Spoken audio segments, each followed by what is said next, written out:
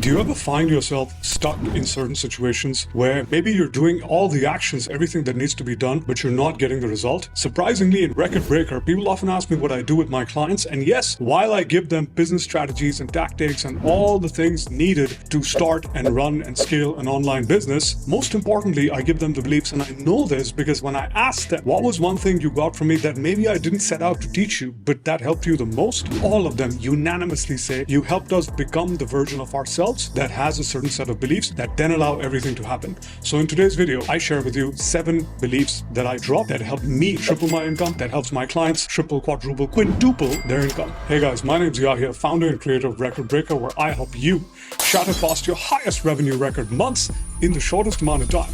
And the first belief is the fact that society will only respect me as much as I respect myself. I used to be that person who was overweight, burnt out, had a whole bunch of addictions, and was struggling with life in general, with my health, with my relationships, with my job. Multiple times I was in positions where I'd be told that I'd be fired if I didn't shape up. And I was always wondering, why is this happening to me? But what I didn't realize was that I wasn't respecting myself a lot. I didn't know how to say no. I was bending over backwards to please people. I was burning the midnight oil, putting in my hardest effort all the time to get people to validate me, to maybe get me a promotion, to do lots of things for me that I sought because I didn't respect myself. I didn't respect my heart, and I didn't really allow myself to feel good emotions because my mind was trained to think that I'll be happy when I achieve the promotion, I get the car, I get the project off the ground, I make the money, so on and so forth. So for me, the number one thing to do was to get out of the trap and allow myself to be happy now and to experience success and joy now. The number two thing that I had to do was start respecting myself, start respecting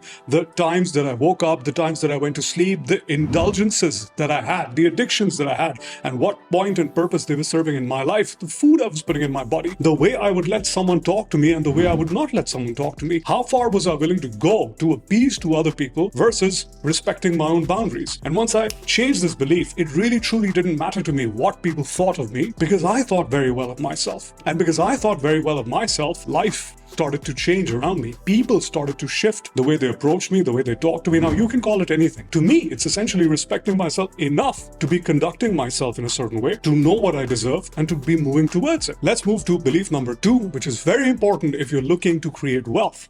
And that belief is more work equals more money. And the way people think about it is a typical 9-to-5 job where you put in a certain amount of hours of work and you get paid accordingly. And it doesn't matter what job you have. You could be a skilled technician, you could be a blue collar or a white collar person working in an office environment, and your mind is trained to think that you have to trade time for money. The problem with this belief is if you want to build wealth, if you truly want to scale, you cannot do it because you only have 24 hours. As Naval Ravikant says, to earn money with your mind, not your time. So you stop trading your time for money and you start making money based off of everything you know in your mind. So rewind back about 6-7 years ago when I was working for a company called Mundi Pharma, I was spending a lot of my time and effort and energy on procuring sales for a specific portfolio in a certain part of the country. And I was spending a lot of time in doing that. And then out of nowhere, an order came to me that I didn't even pay attention. You know, it was a distributor. They wanted a certain order to be shipped to a certain country that fell in my territory. I didn't focus much on that. I didn't do much about it. I didn't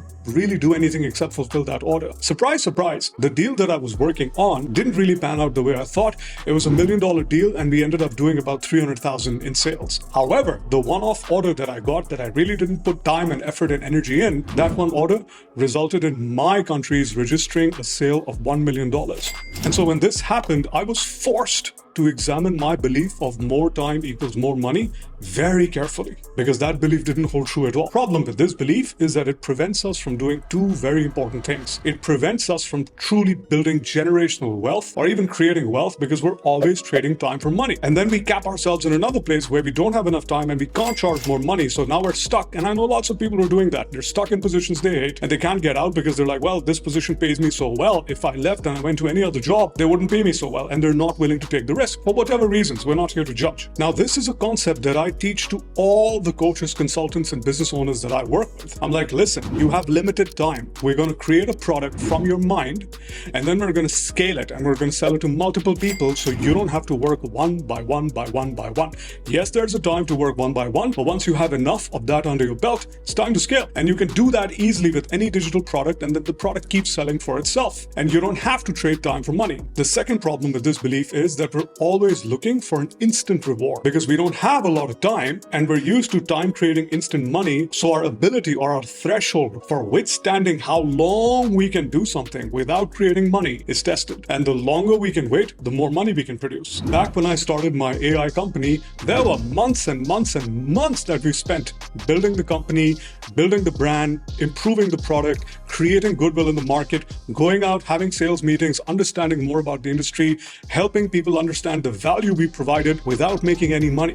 And then when we made money, we didn't take the money for ourselves. We spent all that money into improving the product more until it became the best in its class in the industry. And that's when things started to change. And so the longer you can withstand the inability to create instant wealth, the more wealth you stand to make thereafter. So I, for example, now, as an owner of a business where I spent a lot of time, in 1 month, I make more money than any C-level executive would make in 4 months, just because I practiced my ability to protract going without money and building a product instead. And the third belief is a lot of beliefs wrapped into one, and that belief is I can't. Insert whatever you think you can't do. And this is something that has plagued me for most of my life. And I'm sure it's plagued you too. And it's always been there. I can't start this business. I can't sell this product. I can't do this marketing. I don't think I can achieve this. I don't have X, Y, Z. Insert whatever your brain throws at you. And it took me a long time to understand that this is just my brain's way of keeping me comfortable and safe and stopping me from pushing myself into situations that are uncomfortable. Back when we were kids in school, we didn't know anything. So we couldn't do pretty much anything. And every single day we were learning, acquiring skills, doing new things, and changing the can't to can. But we stopped doing that as adults. Somewhere between childhood and adolescence, there comes a time when a person just decides, no, I'm just going to stick in my comfort zone. I'm not going to do anything that my brain tells me I can't do. I'm just going to accept life. And it took me a long time to work on this belief. I had to consistently keep making myself uncomfortable. In various areas of life, I started by changing my physique. I lost a lot of weight. I quit smoking. I completely dramatically shifted my physique. That gave me a lot of confidence in myself, and the can't changed to can. Now, once you shatter one can't, it becomes very easy to shatter the remaining can'ts.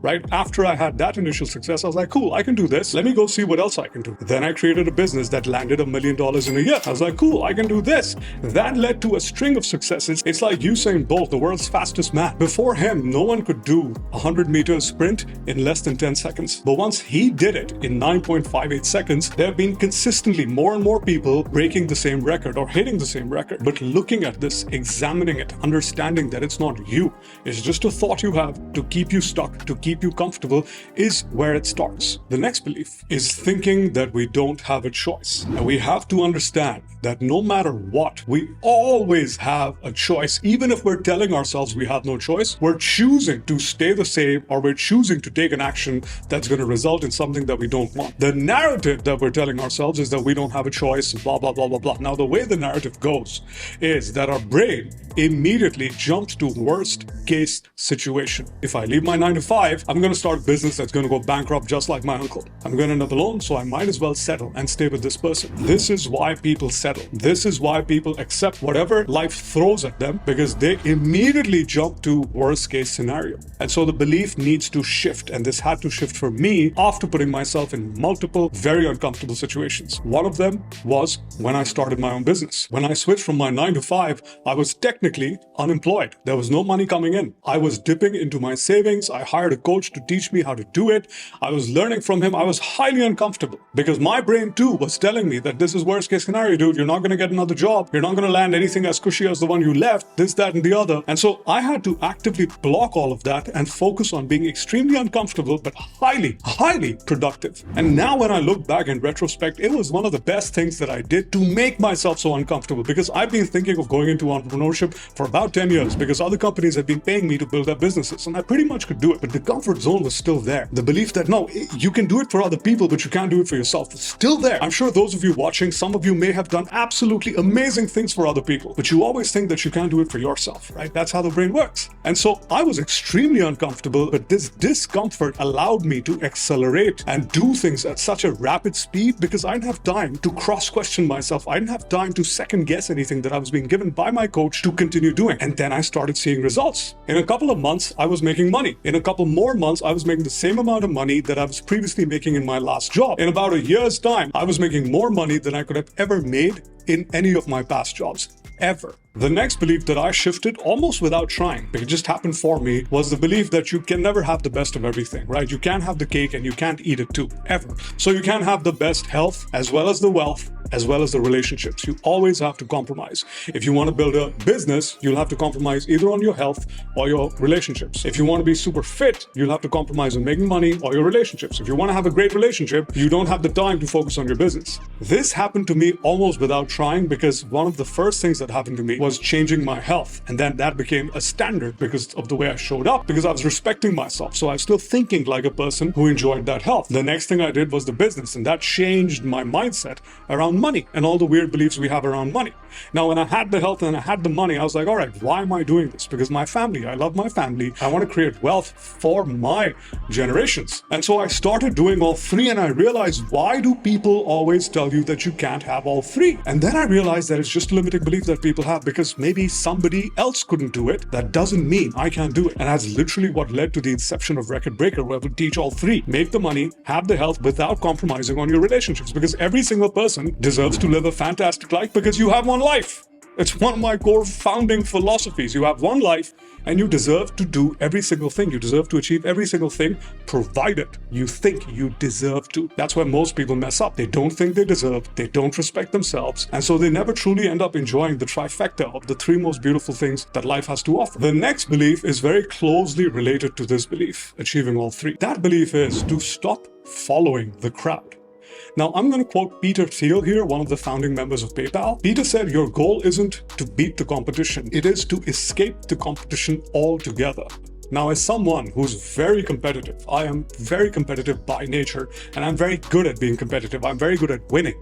I've been programmed to do that most of my life, ever since I was a kid and I won a race and I got a whole bunch of validation. I was like, dude, that's what I'm going to do. I'm just going to win at everything I do in life, no matter the personal cost or the price I have to pay. For someone like me who was very good at that, this was very difficult to understand and then to grasp and then to internalize. And so when I set out to create Record Breaker, there were no programs like it. And when I looked around, when I searched and I spoke to people, it's because nobody believed that you could do all three. So when I created this, it was literally an extension of me. My programs, anything that I've ever created is me. It's an extension of me.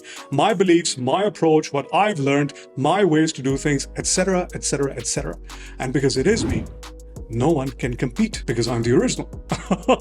Now, I've been copied a whole bunch of times, but it doesn't matter. Hundreds of people have gone through Record Breaker by now, and they've all enjoyed the trifecta that I talked about earlier. And understanding this belief requires a lot of authenticity. It requires a lot of integrity, to be true to yourself, to go deep, and to stop thinking that I need to do that to make money. No. It requires you to understand first what you enjoy as a person, what you can see yourself doing for the rest of your life, and how that would look like as a product. That's literally what I do with my clients in Record Breaker as well. Everyone has strengths, everyone has weaknesses. The weaknesses don't need to be messed with, they just need to be brought to a point where the person can more or less manage. The strengths need to be amplified and completely blown out of proportion. That's where the person truly shines, and they're naturally gifted at it. Everyone's different. Everyone's unique. Everyone can create a product that nobody else can copy, because the product is unique to them, because they're the original. And that is how it goes. And the last belief, the seventh belief, is possibly one of the most important beliefs ever. And that belief is, there is no right decision. There is no way to ascertain the facts when taking a decision, especially in business. Time is of the essence. You cannot afford to wait and while away time, because a lot of people think indecision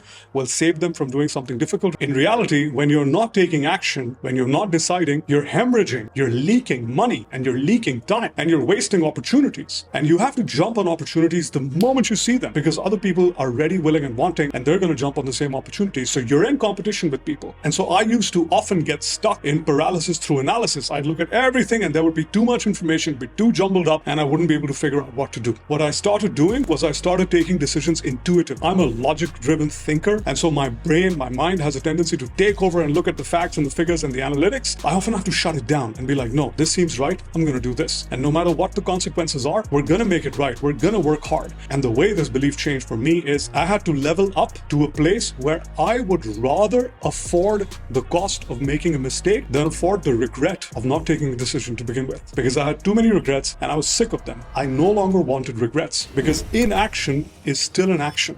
And I don't know about you, but I would rather be wrong and learn something along the way than be right and not learn and not grow and not do anything and not add anything to my life and let the years go by. You take a decision and then you make it right. I hope this has been useful. I'm out of here. I'll see you in the next one. Bye-bye.